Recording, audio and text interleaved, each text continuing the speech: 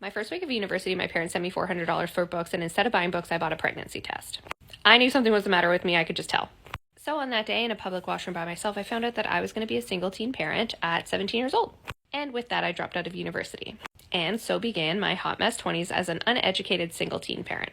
So I started doing minimum wage jobs until I was old enough to bartend, and then I started bartending at sketchy dive bars until my friend was like, hey, you can't work at these sketchy dive bars because it's not safe. Let me ask my boss if I can get you a job. So he got me a job as a bank teller at a bank. This was a huge opportunity for me, and I knew that it was like my only chance to have a legitimate job based on my circumstances. So I obviously crushed it, and I got promoted multiple times, and I had this like really successful finance career. But everything in my life made me feel stuck. I was stuck at my job. I needed help with my baby. I had no money. And my soul was telling me that I needed freedom and I wanted to be able to travel. So I actually literally prioritized that, and I quit my job and I went back to bartending, and I incorporated some travel into my life.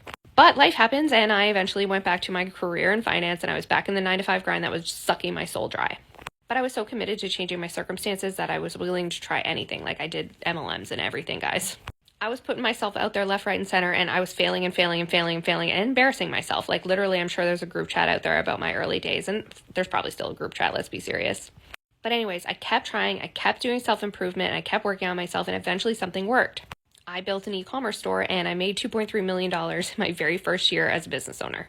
So keep trying, guys, because eventually something will work.